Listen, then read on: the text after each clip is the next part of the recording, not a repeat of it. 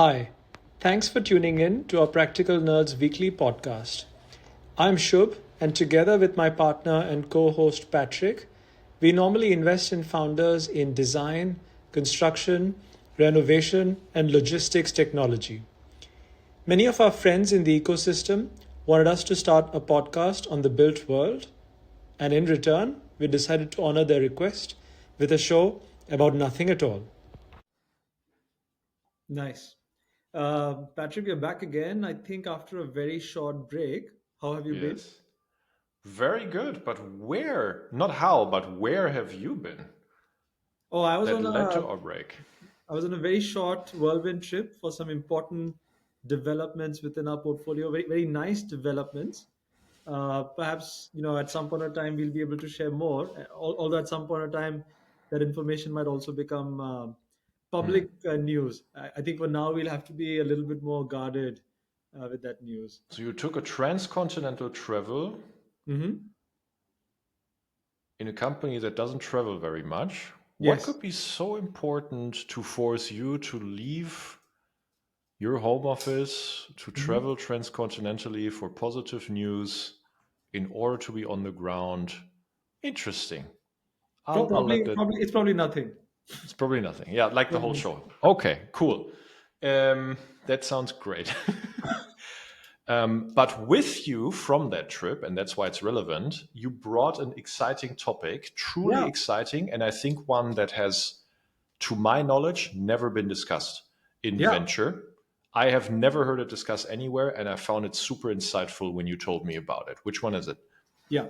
So I think this came up in, I guess, again, to keep it cryptic, but also reveal a few things. It came up as a unique set of insights supporting the case around the good news for which I had to travel. Actually, before I lead in with what that insight or that observation is, here's an interesting question, right? And I guess as VCs, we love to ask about TAM and so on.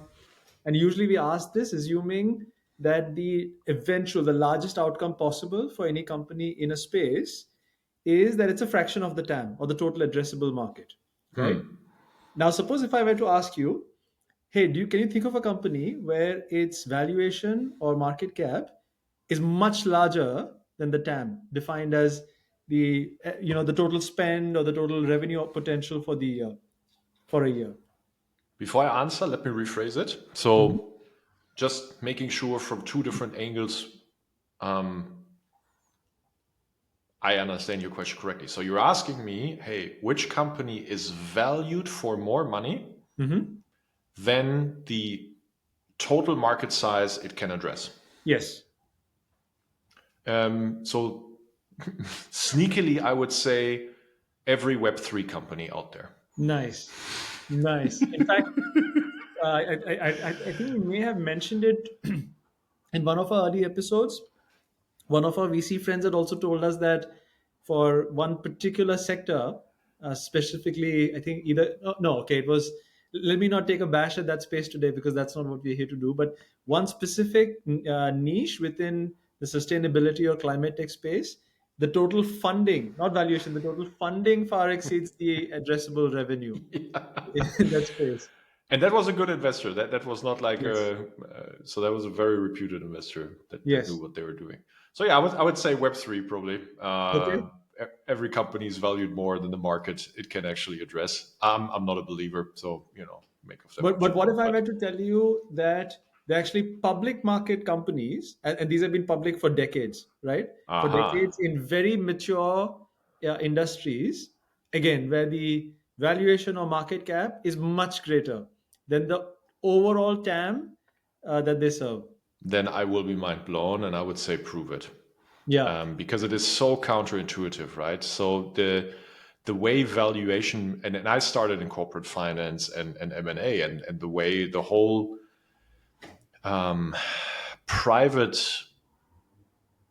valuation, private transaction of corporate equity world functions is that in the end we come through different valuation methods to a price for the company, but it's always a derivative of revenue, except for when you value an asset based on, sorry, I'm speaking strictly now about M&A, Sure. except for when you value an asset just for the value of its assets minus Hmm. liabilities in the balance Hmm. sheet. So it's except for that methodology, always a derivative of revenue and the cash flow that you generate with that revenue, and that will be a derivative of total addressable market, Hmm. right? Now, not to get ahead of ourselves, the question is also maybe the market changes, Yeah. etc. But so that is, we'll get there. But that is um, from how traditionally the school of thought would say, "Hey, shoot, that is impossible." Yes. So, and yet it happens, Yes. is what you're telling me. Exactly. And just to be clear, I'm not talking about Nvidia before people say, "Hey, you're making a big hue and cry about a very obvious thing." So that's not the subject here. And again, so since we run an AAC podcast over here, we are talking specifically about a niche. Believe it or not, within AEC, where there's a consistent pattern of companies valued more than their TAM. I could not believe that. Yeah. Prove it.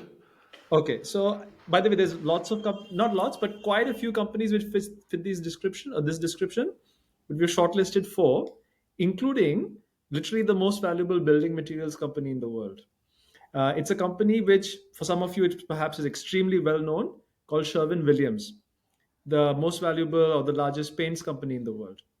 So just to give you some perspective, for some it may be a very well-known company. For others, it may be one of those hidden but obvious companies. Right? See what I did there, right? Yes, So, well done.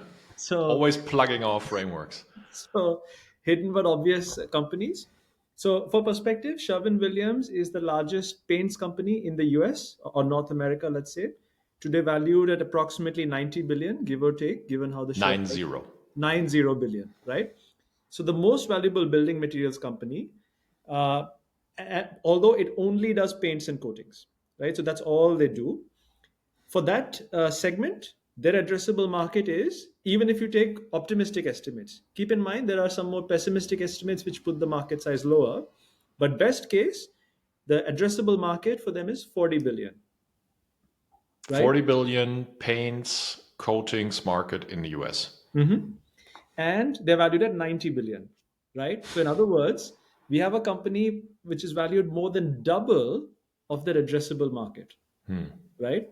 Uh, which I guess what we're sharing now. It's not some unique private information we have found. It's right out there, but for some reason, no one talks about it. No Right. one describes this as a scenario where, hey, so how valuable a company can get in a certain niche is actually not limited by the TAM. The TAM may in fact be just an intermediate number. The company can be multiples more valuable than that. Interesting. So that is one example we have from the US. Sticking with paints before we go into other categories, interestingly, the second most valuable building materials company in the world, which again might be completely new information to many of our viewers, especially if you're following us from the Western world. Before you continue, Shub, we're excluding China from this list because Yes, China is its own market. So just for correct. clarity. So when we Yeah. speak of the world, think of it as in except China, which has Mhm. its own like market dynamics. So we continue Yes. with that. So this is a company called Asian Paints, which is the market leader for paints in India, where the addressable market for paints in India, depending on which report you follow, is anywhere from 10 to 20 billion a year. Whereas this company, again, depending on the share price movement, is now valued at between 35 to 40 billion, Wow. right? So anywhere from three times to a two to three times the TAM is the valuation of this company. And again, both Sherwin Williams and Asian Paints, in fact, all the examples we're going to discuss have been publicly listed for decades. So this is not a case of like some random hype valuation that has kicked in the last 2 years or so. And for those of you interested, they've consistently been at elevated valuations. Yeah, well, I was going to ask you if Tiger Global did a recent round. I mean, maybe they have, or maybe it's too cool a company for them. No, but that is exactly not the case. These companies have been public for a long time and Long time. valued in the public eye. Yeah. So this is one example. Now, for some of our viewers may say, okay, so you're telling me that it's only possible with paints. Actually, that's not the case, and as we'll talk about. So switching away, so we have two more examples. And this company, again, I'd heard of a year or two ago, but I recently was drawn, my attention was drawn to it because how often it kept being discussed by public market investors as a beloved stock. So this is Okay. a company called Astral Pipes, Astral. So all it does is it's a niche brand for piping, right? So think of your plumbing fittings, the pipes that go in and out. That's what they do. As you Uh-huh. can, and they specialize in doing that in India. I mean, it's very, very core to construction. Like without that, don't even start. I mean, try living in a home with no pipes. Yeah. You're going to have a hard time, Yeah. right? So that's all they do. Again, depending on the estimates, and they operate in India. They've now eventually, it's a relatively young company in the scheme of things, about 25 years old. Hmm. And now they've emerged as the market leader. The TAM, depending on how you size it, is anywhere between 3 to 5 billion. And the company is already valued at 6 billion and rapidly growing in valuation, in market cap and valuation. Okay. Right. So again, we're talking about pipes, which some may say, hey, it's just steel products, right? How is this company Or valued? plastic. Or plastic, right? Yeah. How is this company valued at more than the TAM? But that is also the case, And right? so, just to be clear here, it's not like, hey, they've recently spun up five new business lines that No, are now growing. Mm, yeah. okay. So all these companies, the core business, and when I say the core business, if not 100%, more than 90-95% of the business is coming from the one category we are discussing, right? Okay. And final example is a company called Pidilite, which is like a leader in adhesives. Think your glue, your instant glue, which your carpenters, many contractors use for home improvement works, basically. That's what they do, and a little bit of construction chemicals, which also relates to adhesives. Mhm.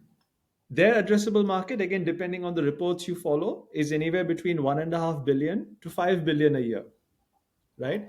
They are now valued at about 20 billion, Patrick. Wow. So just think of that, right?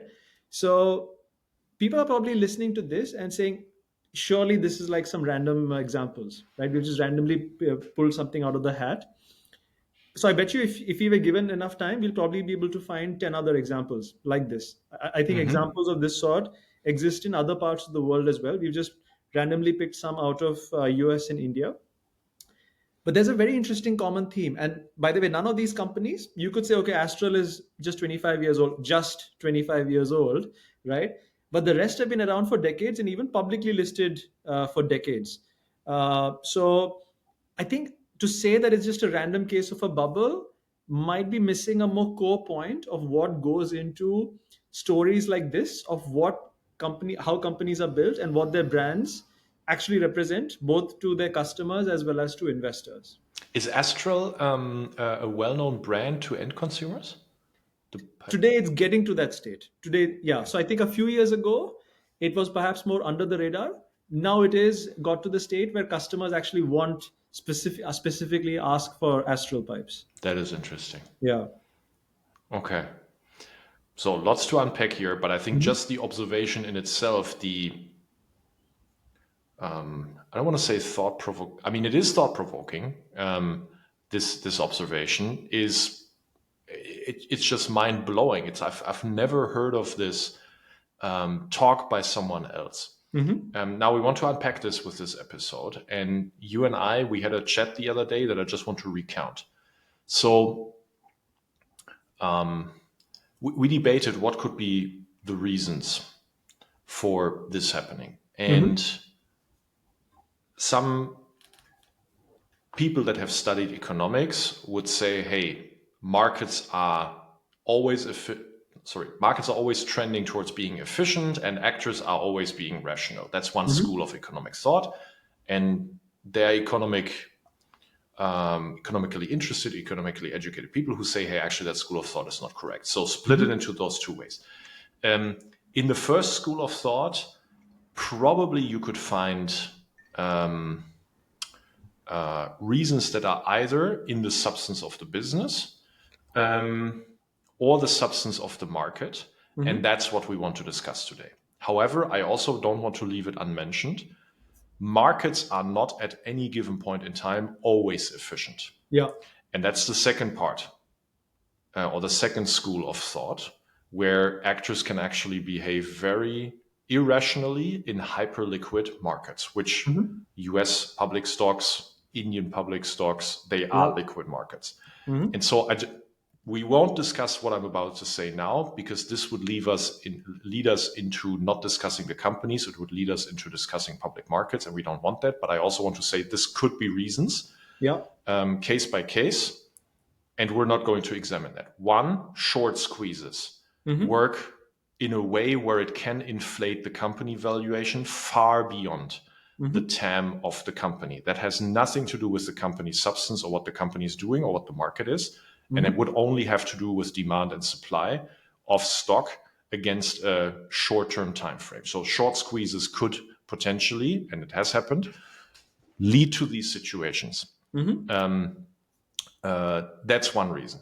Another reason could, in the public stock markets, also be that perhaps a specific topic is extremely hot, and all of the investors expect that the multiples for these companies will go up without necessarily providing a deeper rationale for here's the substance why we expect the multiples go up. It's just a derivative of that Yeah. where you expect the multiples to go up, right? And so Mm-hmm. there's a perhaps herd movement due to this. So you're basically buying stock on a derivative of the substance. And, Mm-hmm. and one of them would be, hey, I expect the multiples to go up, and not necessarily would I have a reason to tell you why it would go up, that are market related or that are substance related.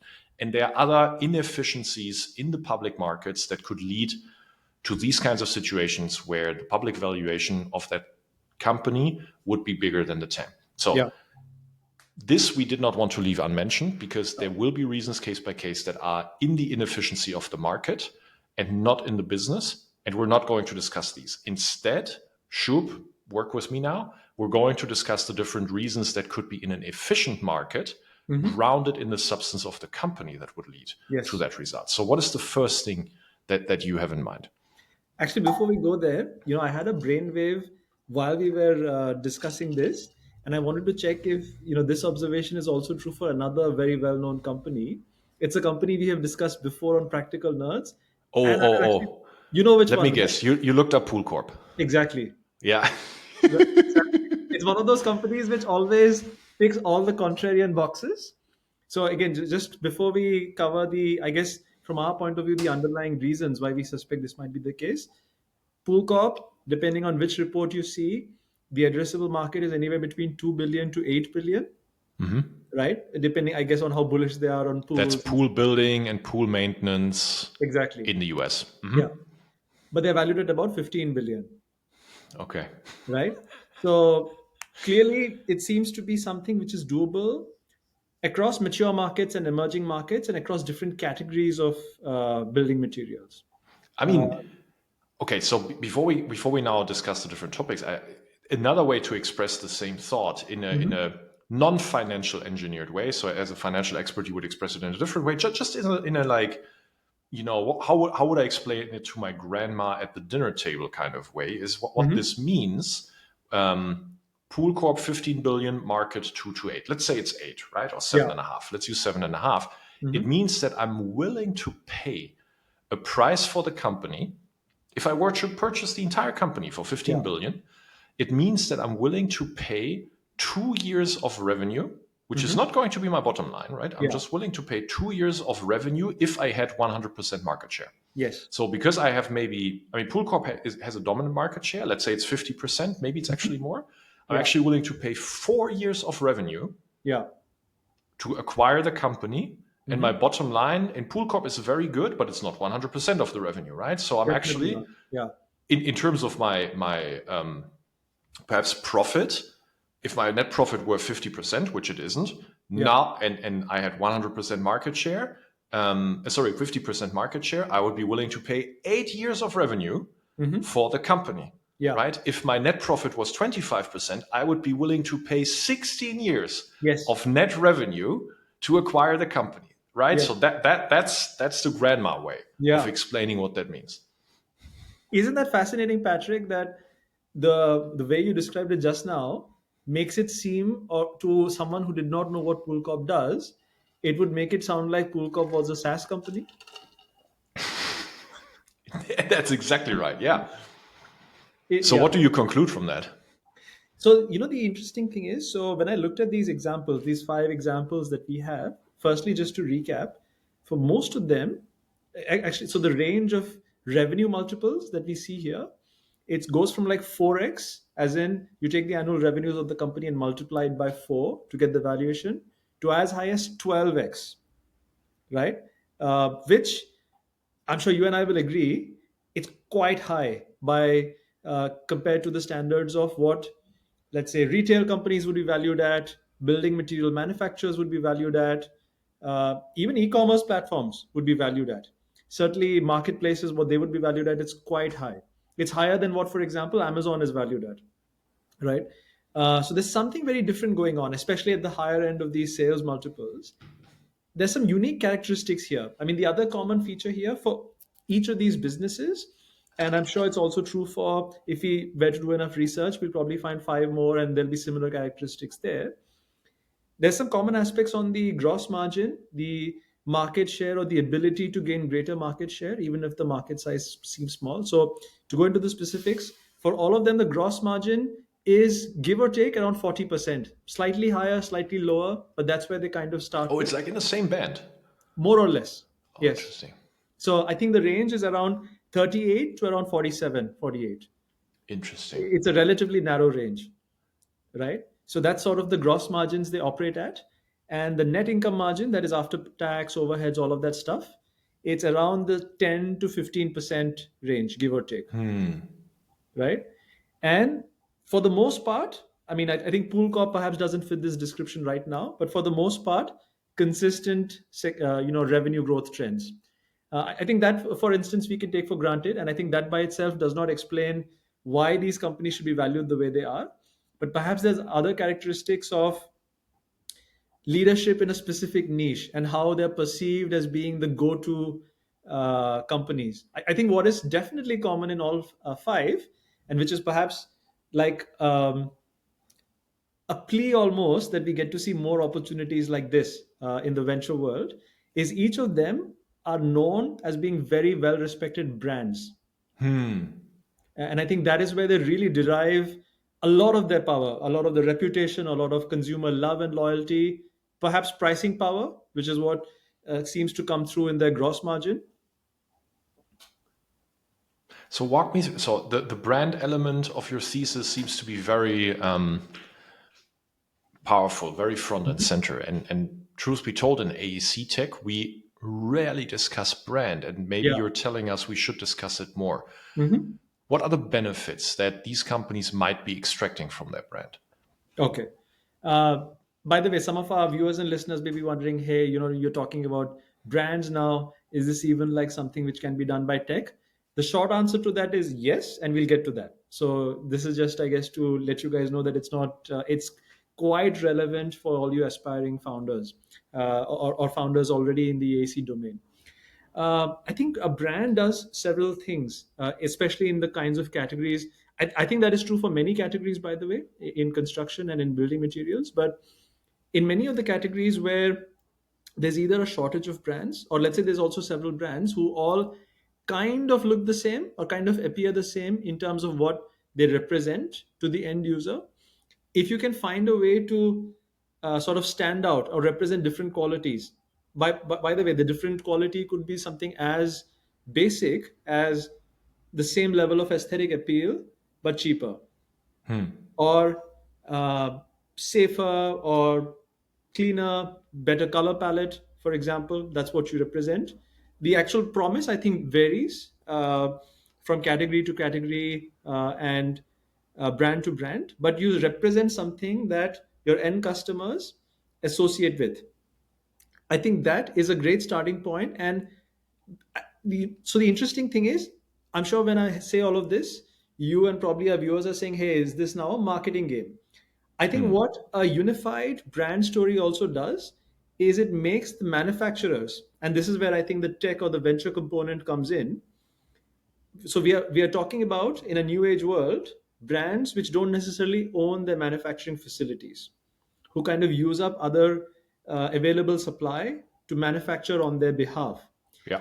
If you represent a brand which has some sort of pull, some sort of unifying message, that actually also enhances your ability to bargain, to secure terms, or maybe even dictate terms to your manufacturers.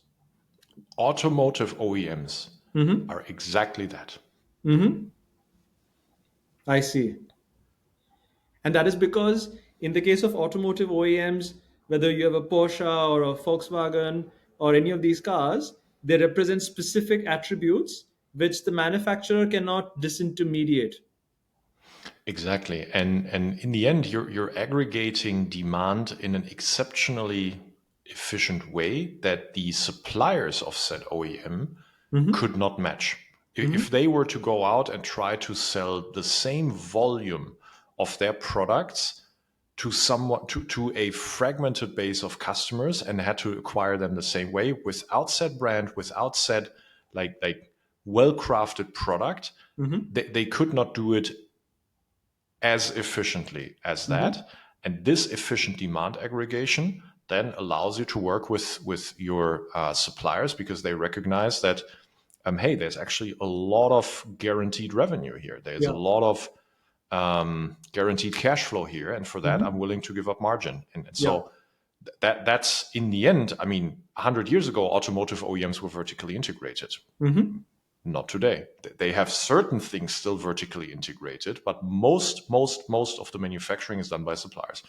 I want to pick up on what you said about guaranteed revenue. And I think there's an important message here. And obviously, we are using the term guaranteed very loosely. Loosely. Uh, I think what the brand does is it's an effective proxy for implying guaranteed revenue. In the sense, it kind of conveys to the manufacturer that there's a very consistent stream of demand coming because the brand has some pulling power to it, and because the brand is pulling power from its end customers, it'll kind of see robust and stable demand. And I wonder if that's the reason the pricing also resembles more of what we see with SaaS. Because obviously, the characteristic of SaaS companies, which is why they get valued at a premium, is you have recurring contracts Yes. on a subscription.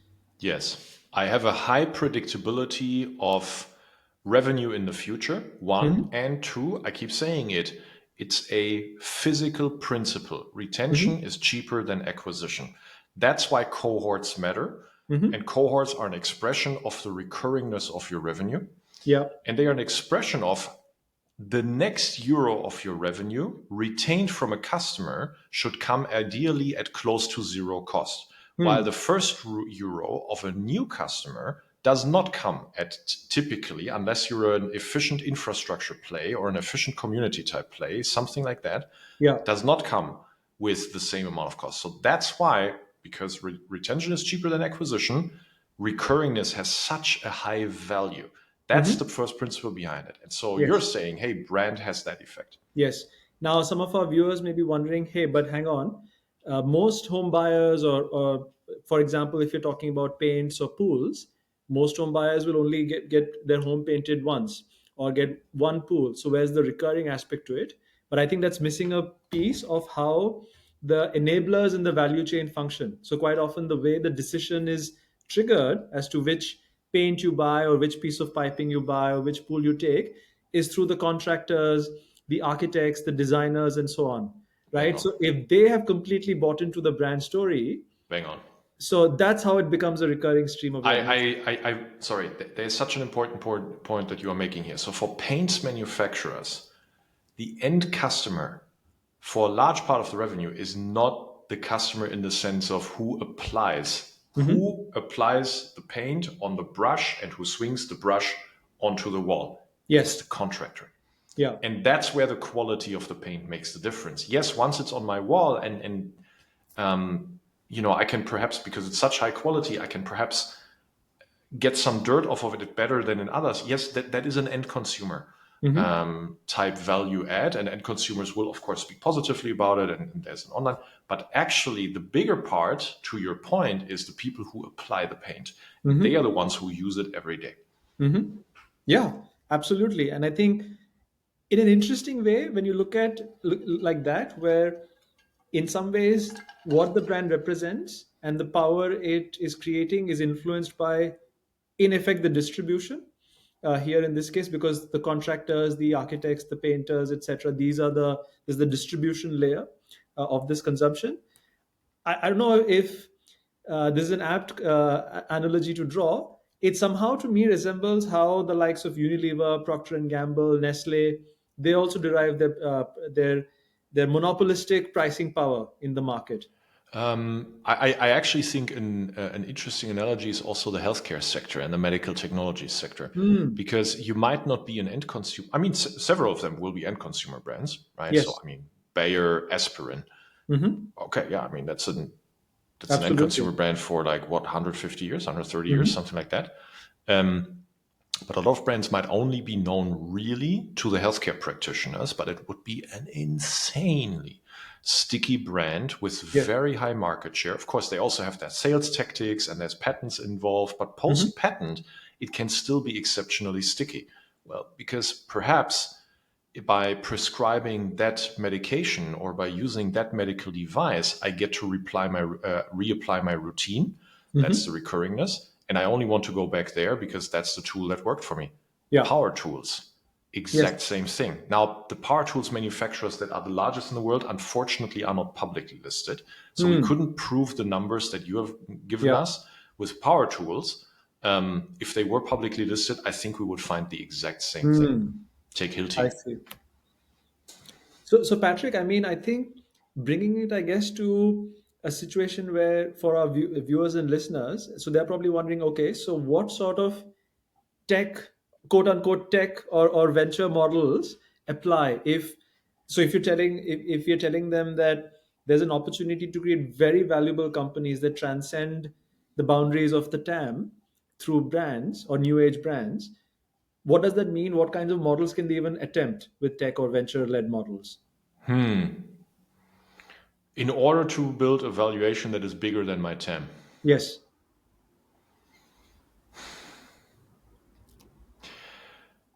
Or So I the guess to maybe declutter the mind a little bit. If there was to be a playbook to create a new venture backed construction brand or building material brand, what might that look like? um, so in my mind, and again, we're now all in the substance or market related Hmm. reasons for why this phenomenon would occur, not market inefficiencies. We're not talking about that. Public market inefficiencies. Yeah. It always comes to me back to, can I leverage a distribution asset Hmm. extremely efficiently? And leveraging that distribution asset could be, I expect, so let me just walk you through the Hmm. reasons in the substance. Number one, it could be that I, as well as my shareholders, we expect my TAM, that is today perhaps 10 billion, to explode to 30 billion. Yeah. A lot of the Indian building materials markets, I actually think that is driving it, because the amount Probably. of Yeah. infrastructure investments in India, I mean, okay, I'm not telling to you, I'm telling to myself because you know it better than me and you educate me, but it's unreal. Like this year, 150 billion into Hmm. infrastructure. Next year, 150 billion into infrastructure, and so on and so forth. It's like a Hmm. powerhouse. So, number one, we might expect that our TAM that is today 10 might be 30 Hmm. in 7 years, right? And Sure. now I get to leverage my distribution asset against this TAM. Hmm. And perhaps I'm maintaining my 50% market share at the very least, but perhaps I'm even expecting, because of my distribution asset, that I'm going to get to 70% of a larger TAM. So that's Hmm. one. Very Yeah. interesting. How does technology help me build that distribution asset? Two, to your point, I could have, through the distribution, a recurring revenue advantage where the next euro of revenue generated is just so much cheaper than Yeah. the first euro. Hmm. Inframarket in our portfolio has absolutely proven that. Yeah. Absolutely proven that. So that's where distribution can also drive up my valuation. Hmm. So that's the second reason. The third one is I might use my distribution channels to launch new business lines that Yes. actually add additional TAM to it. So I Yeah. might be valued beyond my current TAM because there is already visibility and expectation that I will actually expand my TAM, not Absolutely. because my core TAM is growing, but because I'm adding to my TAM.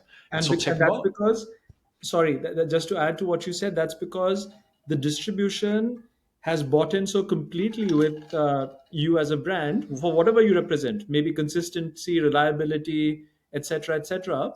The next product or the next category you offer, they're willing to absorb it and push it. and now who is the poster child of exactly that? I have not done the TAM to valuation analysis, Hmm. but I would be willing to bet it's actually relatively close to each other, and that is Tesla.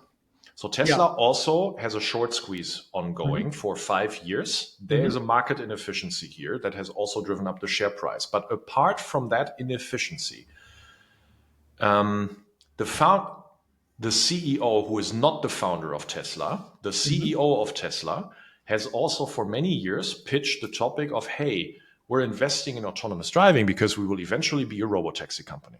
Hmm.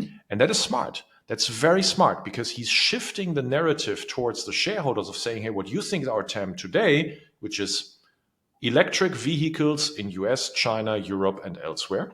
Hmm.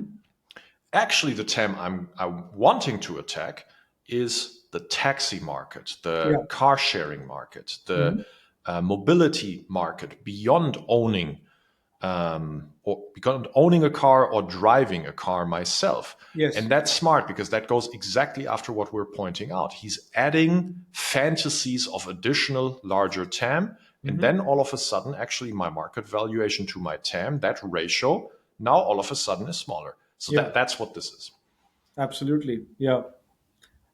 I think it's really fascinating. I mean, uh, I personally think that, in the coming years there'll be a lot more. Let's call them new age brands, because I don't know what term to go coin here, but let's call them new age brands that should come up and need to come up, right, in order to either fill in needs of certain markets because they're growing rapidly, or because, for example, either pools or paints in the Western world, they're such that the customer needs always a go-to brand, right? They don't want, Yes. they want the choice to be simple, and they don't want to enter into this process of, oh, now I have 20 brands and I have to select one, Yes. etc. So, Shub, I want to, because I feel like I didn't properly, I didn't answer the specificity of your question, which was, hey, what role can tech play? So my point was about, hey, in the end, it's the distribution. Hmm. That is the recurring theme here around the reasons why, around the substance related reasons around why your valuation might be bigger than your TAM. And that distribution should be a derivative of your technology, Yeah. right? It should be because you have through technology built proprietary channels, or Mhm. through technology you have earned the right to call yourself a highly differentiated brand, and through your technology you're delivering highly reliable, high Mhm. quality results at inexpensive prices to your customers, and that's what gives you that track record. So that's where Mhm. technology fits into all of that. But in the end, that is not worth as much if you don't have the repeatable unfair distribution built Yes. into it, right? So that's that point that I'm making. And so from there, I want to say an interesting observation or an interesting realization that I had from our discussion. And that Mhm. is, if you look at the construction value chain, let's say there's upstream, midstream, downstream. Yeah. Upstream are building materials manufacturers, components manufacturers, mining companies, call it OEMs, doors, windows, cement, Yes. power tools, paints, you name it, like huge variety of SKUs. Mhm. Midstream are the contractors, the people who purchase the materials Yeah. and who put them into practice. I'll call it for now midstream. Sure. Downstream are the end consumers.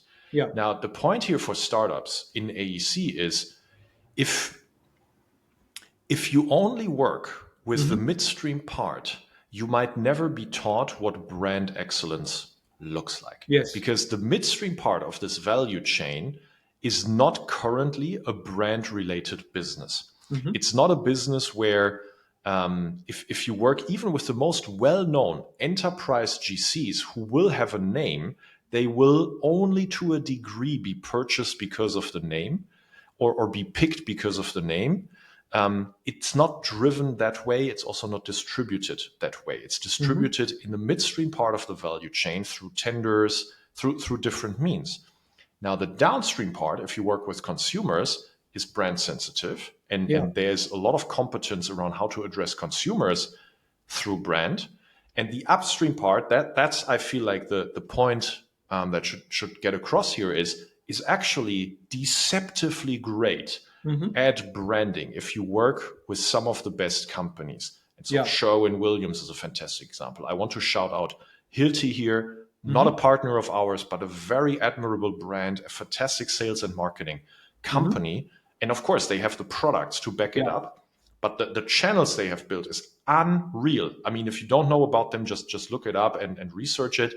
And in cement, even in cement, they are Mm-hmm. very well managed brands and companies where people would not touch another brand just because they want Yes. to work with that. So it's deceptively strong brand management on the upstream part of the business, which means for you as a founder, if you only get to work with the midstream part, the contractors, you might never experience how brand excellence Mm-hmm. actually works, Yeah. which then means, hey, work with us, work with someone else to expose yourself to where the brand excellence in the AEC value chain Mm-hmm. has been applied, has been experienced, where their competence has been built, because you will perhaps not learn it quickly enough from the midstream part of the value Hmm. chain.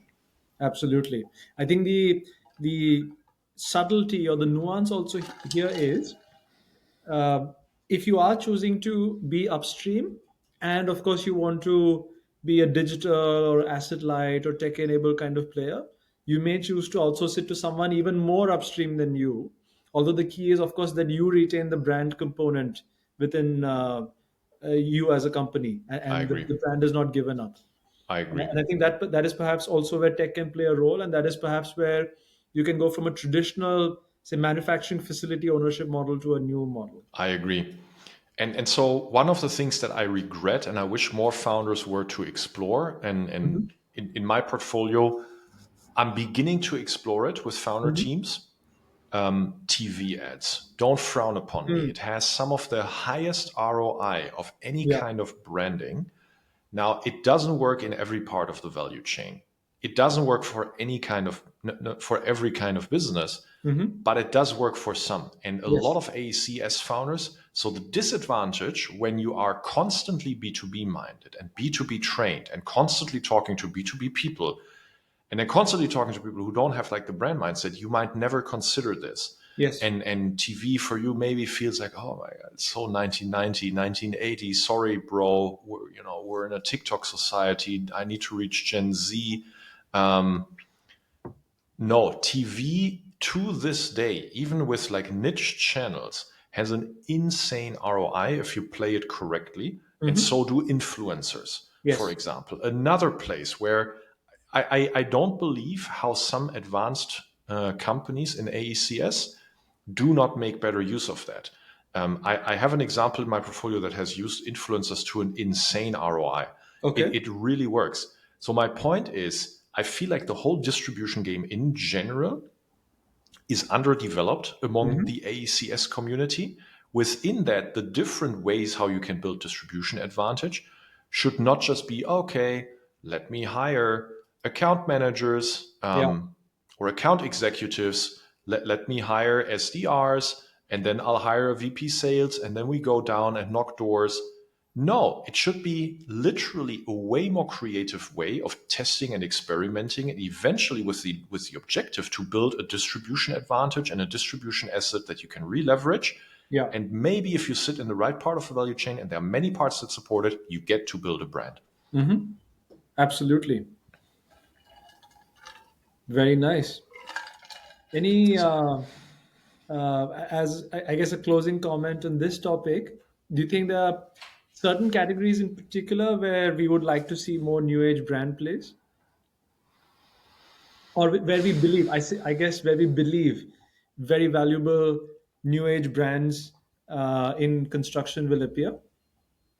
Off the top of my head, Hmm. I actually think there is and I've thought so for a long time, there is in the residential asset class, there is a chance to brand homes much Mm-hmm. better. One. Mm-hmm. Two, I think in energetic renovation and everything that comes with energetic renovation, there is a brand Mm-hmm. opportunity here. So that's very far downstream. I think in delivering services to GCs in a super reliable way, because GCs in the end purchase a lot of services, there is Mm-hmm. brand place here. And upstream, inframarket in our portfolio has become a very Yeah. appreciated brand. I think it proves that, in Mm-hmm. all of the upstream parts where you can build, for example, marketplaces or outcome as a service type businesses, there are Yeah. brand opportunities. But what do you think?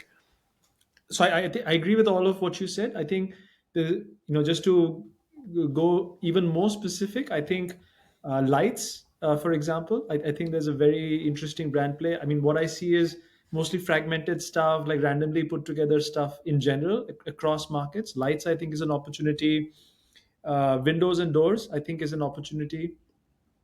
Um and I think there might be more also perhaps in other very specific use cases in like subsets of wood products, for example. Perhaps it's maybe more specific in certain markets than it's others. Um, yeah, I mean, not to go too deep. I mean, I've even, for example, been told like, hey, specific coatings on top of your cabinets and things like that. That are, those are also opportunities. I wonder if that's too niche. Although I think that goes against the grain of this episode, where I guess that's not how you dismiss an opportunity just because the market size seems too small.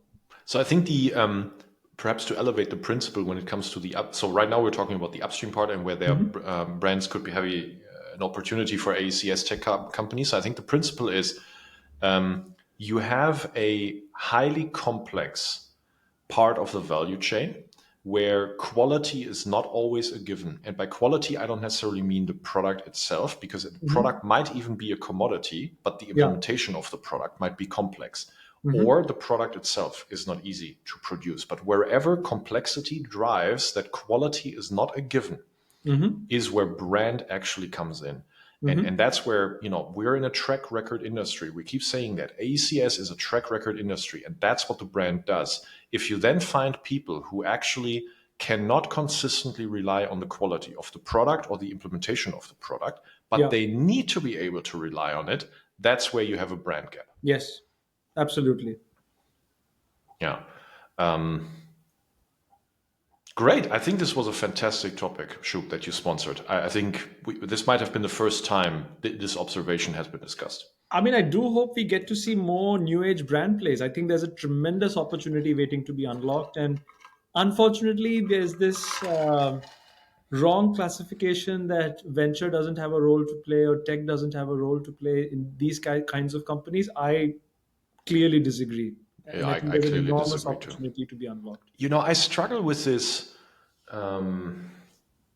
I think it's a dumb heuristic. I think it's like the dumb stormtrooper in Yes. Star Wars kind of heuristic when you say, as an investor, yeah, but what's the tech in it? Hmm. The first principle is not tech.